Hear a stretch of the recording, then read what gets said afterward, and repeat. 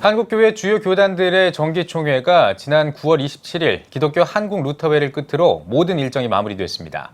새 임원진을 구성하고 교단과 한국교회, 사회와 관련한 주요 현안들을 논의했는데요. 이 교단의 한 해 정책 방향을 결정하는 중요한 자리죠. 이번 총회에서 어떤 내용들을 다뤘는지 총회 현장을 취재한 기자와 함께 이야기 나눠보도록 하겠습니다. 네, 스튜디오에 최대진 기자와 김인혜 기자 나와 있습니다. 안녕하십니까? 안녕하십니까? 네. 몇 년째 9월 정기총회마다 예장 통합총회 이목이 집중되고 있는데요. 이번에는 아무래도 명성교회 부자 세습권이 가장 뜨거운 이슈였죠. 예, 그렇습니다. 예장 통합총회가 이 부자 세습으로 2년 넘게 논란이 되고 있는 명성교회 문제를 해결하기 위해 수습안을 결의했습니다. 이에 따라 명성교회의 세습은 일단 철회됐습니다. 하지만 이 세습 철회는 한시적인 것으로 2021년 1월 1일 이후 김하나 목사가 재청빙될 수 있는 길을 열어뒀는데요. 명성교회 세습을 반대해온 김수원 목사에 대해서는 오는 10월 말 서울 동남노회 가을노회에서 노회장으로 추대하기로 했습니다. 네. 다만 임기 중에는 명성교회에 어떤 불이익도 주지 않기로 했는데요. 결국 명성교회 수습안은 총대 1,204명 가운데 920명이 찬성해 통과됐습니다. 네, 교계는 물론 이 사회적인 어떤 그 여론을 봐도 사실상 이 세습을 허용했다 이런 보도들이 좀 나오고 있는 거거든요. 교회와 사회의 이 결정이 더 큰 불신 혹은 비판을 받을 수 있는 어떤 빌미가 될 것 같다는 우려도 좀 들거든요. 네, 예장 통합총회가 명성교회 세습을 허용한 것은 교단 내부의 분열과 교계 안팎으로 거세지는 비난을 막기 위한 고육지책으로 좀 평가가 되고 있습니다. 네. 그래서 수습안에는 누구도 고소고발 등의 이의 제기를 할 수 없다고 못 박았는데요. 그럼에도 불구하고 이 법적 문제에 대한 우려가 제기되고 있습니다. 헌법 28조 6항 세습금지법은 아직도 살아있는데 명성교회는 이 법에서 풀어주는 게 됐기 때문에 이 부분에서 법적인 문제가 발생할 수밖에 없습니다. 네. 또 대형 교회 부자 세습이 고착화될 수 있다는 우려도 있어서 논란을 잠재우긴 사실상 어려울 것으로 보입니다. 예. 네. 이번에는 최대진 기자에게 질문을 드리겠습니다. 예장 합동총회 가장 큰 이슈는 총신대 관련 이슈였던 것 같은데요. 어떻습니까? 네, 그렇습니다. 수년간 학내 분규 사태로 혼란을 겪어왔던 총신대가 지난 4월입니다. 새 총장의 이재서 박사를 선출하며 정상화 행보를 시작했습니다. 네.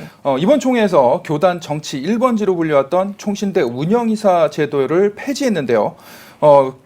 김종준 총회장의 공약이기도 했습니다. 네. 이와 관련해 총대들의 격렬한 찬반 토론이 이어졌고 투표 결과 찬성 670명, 반대 364명으로 폐지를 결정했습니다.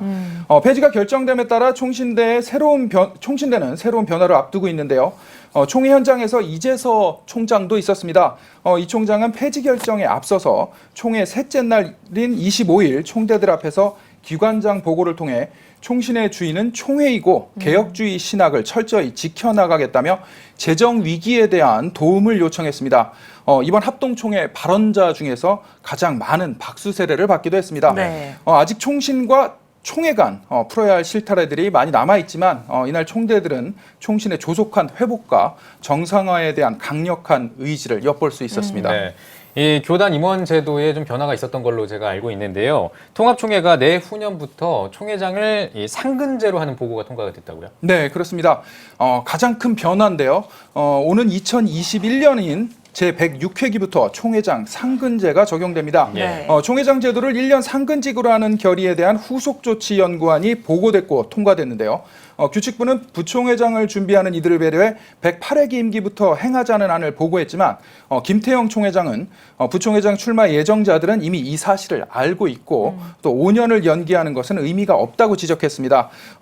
이에 대해 총대들의 동의를 얻었고 106회기 임기부터 적용키로 하는 수정안을 통과시켰습니다. 네.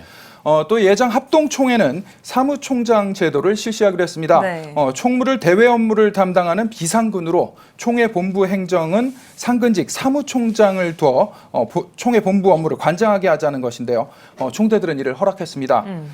또한 지난 1년간 임원단 내부에서 갈등을 빚어왔던 예장 백석총회 부총회장 선거 없이 향후 7년 동안 총회장과 증경총회장단이 부총회장을 지명하기로 했습니다.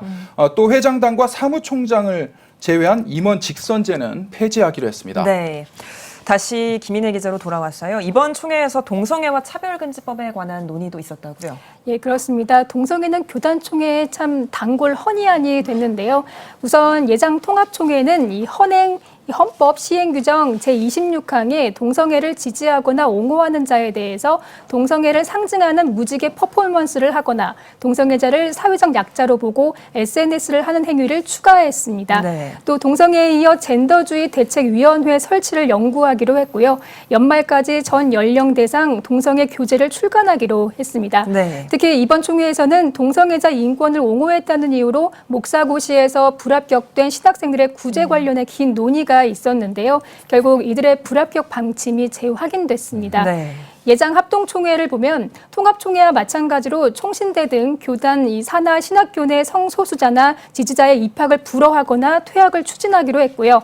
올바른 동성애 교육 강좌를 요청하기로 했습니다. 또 반기독교 세력의 효율적인 대응을 위한 창구를 일원화하기로 했습니다. 네. 특히 청어람, 성서한국, 기독교연구원, 기독연구원 느헤미야, 교회개혁실천연대 등 기독단체 4곳의 신학적 검토를 한 끝에 담임 목회자와 당회에 적절한 지도를 받도록 했습니다. 네.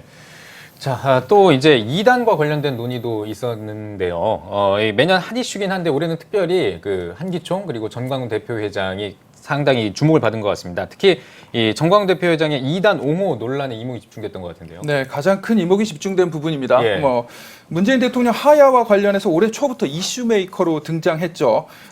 한국기독교청년합회와 전광훈 대표회장, 예. 변승우 목사를 이단 해제하면서 논란이 됐습니다. 네. 결국 소속 교단이었던 예장 백석 총회는 이번 총회에서 전 대표회장을 면직 제명하고 이단 옹호단체와 이단 옹호자로 규정했습니다.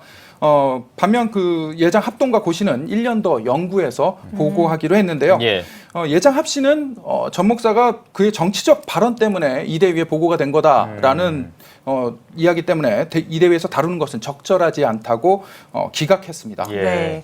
또 우리 사회 고령화가 더 가속화하는 상황에서 교단에서 목회자 정년 연장에 관한 논의도 했다고요? 네, 먼저 1999년입니다. 여의도 순복음교회가 소속된 교단이죠. 기독교대한 하나님의 성회가 목사 정년을 70세에서 75세로 연장한 바 있습니다. 이번 가을 총회에서는 예장 백석 총회가 목사 정년을 75세로 연장했습니다. 예장 합동 총회도 이와 맞물려서 목사와 장로의 정년 연장을 75세로 연장하는 안건이 올라왔지만 5인 연구위원회를 조직해서 연구 후 향후 보고하기로 했습니다. 네. 우리 사회 급속한 고령화에 따라 목사 정년 연장에 대한 논의가 필요해 보이는 것은 사실입니다. 하지만 교계 일각에서는 신대원 졸업생들의 목회 현장 진입 장벽이 더욱 높아질 수밖에 없다는 우려도 나오고 있습니다. 네. 반면 한국기독교 장로회 목사 정년을 67세로 연장하는 안건은 기각됐습니다. 네, 네. 알겠습니다. 참 여러 가지 안건들을 다뤘네요. 이번에는 이 여성 관련 이슈인데요. 예장 합동총회에서 또 이와 관련한 헌의안이 올라와서 또 관심을 모았다고요. 네, 그렇습니다. 여성 사역자위원회가 예장 합동총회에 여성 강도사 제도 시행을 청원했었는데요. 네. 하지만 총대들은 1년 더 연구해서 내년 105회기에 다시 보고하라며 돌려보냈습니다. 매년 총신대 여동문회가 이 총회 장소 앞에서 여성 안수 피켓 시위를 하고 있고 올해는 또 기독교 반성폭력센터도 여성 안수식 퍼포먼스를 벌였는데요. 예장합동은 지난해 총회에서 여성 선교사에게 성예권을 부여하는 등 조금씩 변화를 보이고 있지만 아직까지 여성 목사 안수에는 좀 인정하지 않고 있습니다. 네.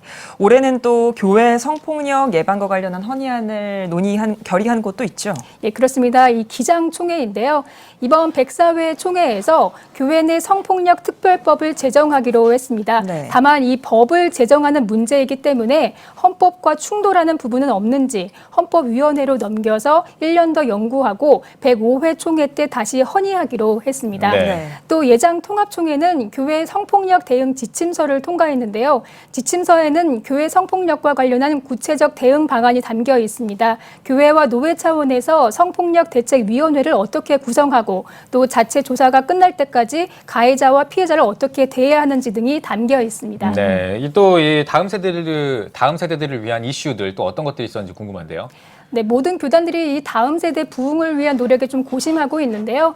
예장 통합총회는 전국 교회들에게 매년 7월 첫째 주를 다음 세대를 위한 특별히 기도하는 주간으로 지키도록 했습니다. 또 침례교는 교단 차원의 다음 세대 비전 캠프를 추진하기로 했습니다. 네. 네. 이 밖에도 또 이번 총회에서 나온 다른 이슈들 어떤 것들이 있는지 정리를 해주시죠. 네, 예장 합동총회 로마 가톨릭 그러니까 천주교라고 볼 수 있죠. 네. 이 종교를 이교로 지정할 뻔했습니다. 찬반 논란 현장에서 뜨거웠는데요. 결국 제104회기 신학부장인 고창덕 목사가 중재에 나섰고 총회는 로마 가톨릭 이교 지정에 대한 보고는 받지 않고 취소하기로 했습니다. 통합총회는 또 정기총회 회무 기간을 현행 4일에서 3일로 축소하는 안을 가결했습니다. 네. 또 교회 안전관리 지침을 채택했는데요. 교회 안전관리 지침은 교인들이 각종 재해와 재난 그리고 사고와 사건으로부터 피해를 예방하고 긴급한 상황 발생 시 효과적으로 대처하기 위한 기본적인 행동 원칙을 공유하기 위한 목적에서 연구 작성된 지침서입니다. 통합총회 사회봉사부는 홈페이지에 게재해 소책자를 제작, 배포할 계획입니다. 네. 또 요즘 최근에 환경 문제가 참 전 세계적으로 이슈인데요. 이와 관련된 혹시 허니한 들은 없었는지 궁금합니다. 네, 그렇습니다. 좀 안타까운 부분입니다. 전 세계적으로 환경 문제는 지금 최대 이슈로 떠오르고 있는데요. 네. 하나님이 창조하신 세계를 잘 보존하고 후대에 물려줘야 하는 만큼 다양한 안건들이 상정되길 기대하고 있었습니다. 그러나 그렇게 큰 안건들은 상정되지 않았고 예장 통합과 감리회, 기장 등의 경우는 과거부터 환경보호에 관련된 다양한 사역을 전개하고 있기 때문에 추가적으로 올라온 안건들은 없었습니다. 환경 관련 문제와 대안들에 대해서도 CTS 뉴스를 통해서도 많이 여러 차례 보도를 통해 알려드렸던 사역들인데요. 특히 한국교회 주요 교단들이 보다 관심을 갖고 적극적으로 이끌어갈 환경운동이 절실해 보입니다. 네, 잘 들었습니다. 환경운동과 관련해서는 아쉬움이 좀 남습니다. 올해 교단 주요 결의 내용을 최대진 기자 그리고 김인혜 기자와 함께 정리해봤습니다. 결의 사안들을 앞으로 어떻게 시행해 나갈지 주목해서 지켜봐야겠습니다. 두 분 오늘 말씀 고맙습니다.